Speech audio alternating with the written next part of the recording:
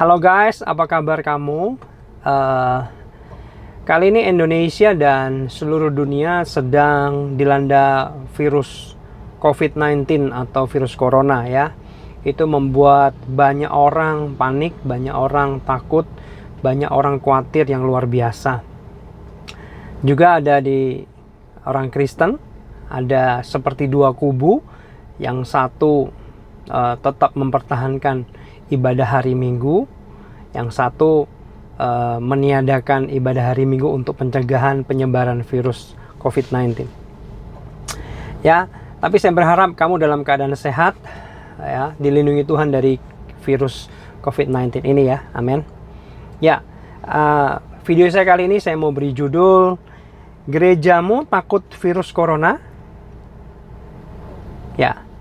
Tapi saya sebelum melanjutkan ini, saya pengen kalian yang belum subscribe, silahkan subscribe channel saya hitungan 5 detik. Subscribe. Klik loncengnya. Ya, thank you yang sudah subscribe dan klik lonceng. Saya akan awali video saya dengan sebuah parodi kecil atau conversation kecil antara dua orang.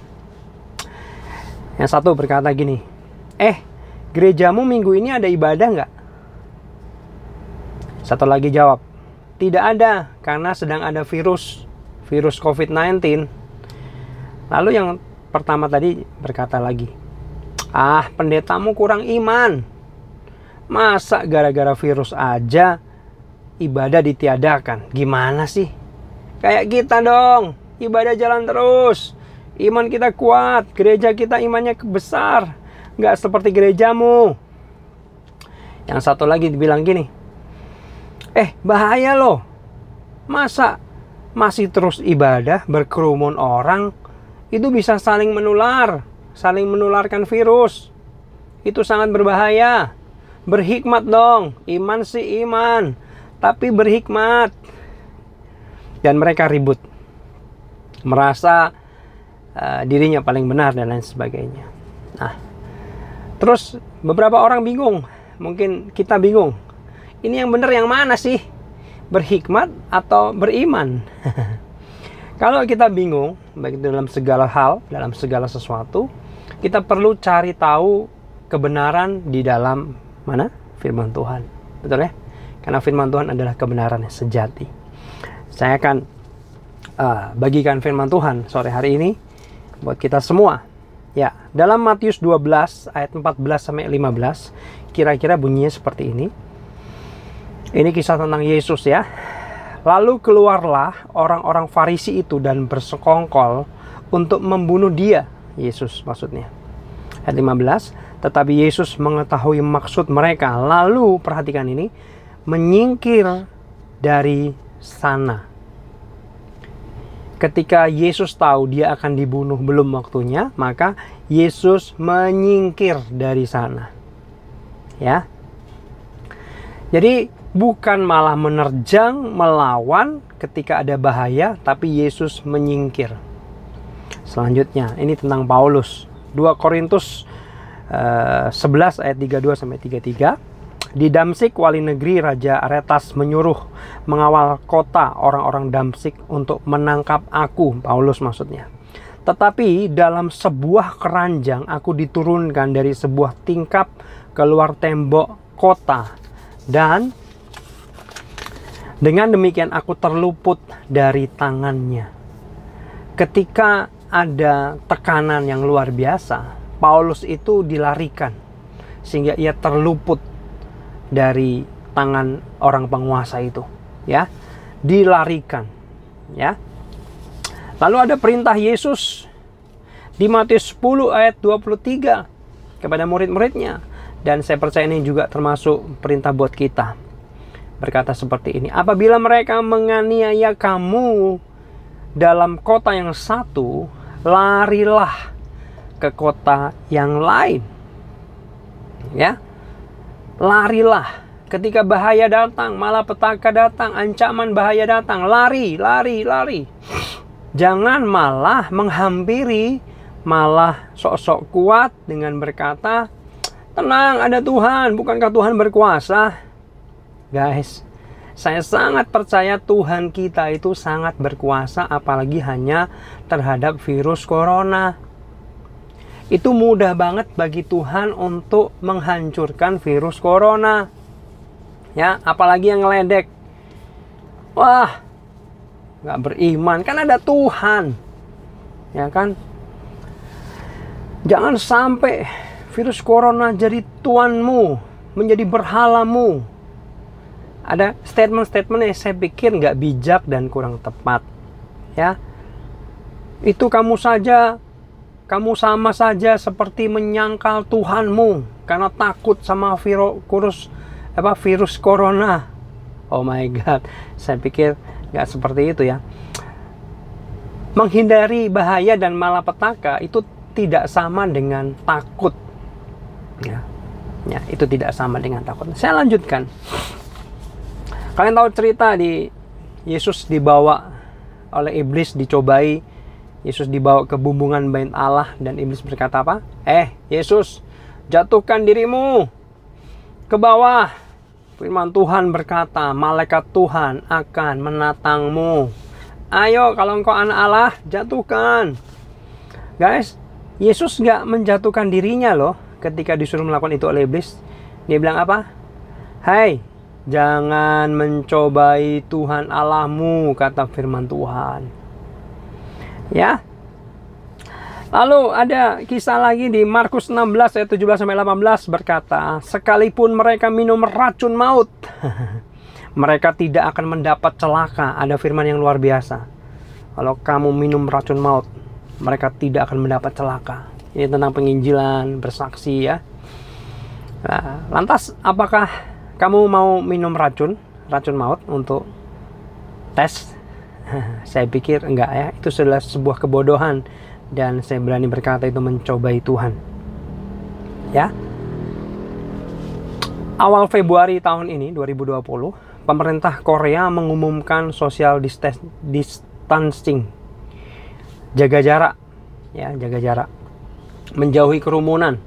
Atau jangan ada pertemuan-pertemuan, termasuk pertemuan ibadah dan lain-lain.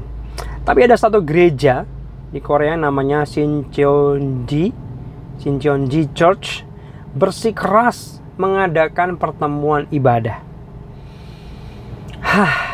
Kalian tahu apa yang terjadi? Akhirnya di pertemuan gereja itu terjadi penularan virus COVID-19 atau corona yang sangat hebat. Bahkan 80% katanya penyebaran di Korea Selatan disebabkan oleh gereja tersebut. Ya kan? Pendiri gereja tersebut bernama Lee Man-hee berlutut minta maaf dalam konferensi pers. Ya, ini awal dari bulan 3. Dan pendeta tersebut dijerat pasal pembunuhan karena penyebaran virus COVID-19. Mereka yang datang ibadah, ya, merasa bahwa tenang, ada Tuhan, iman kita kuat. Guys, itu bukan iman yang kuat, itu mencobai Tuhan. Dan malah petaka yang terjadi. Ya. Amsal 22 ayat 3 berkata, kalau orang bijak melihat malapetaka, bersembunyilah ia. Halo. Tetapi orang yang tidak berpengalaman berjalan terus lalu kena celaka. Saudara, ketika ada wabah seperti ini, jangan sok-sokan, jangan nantang-nantang ya.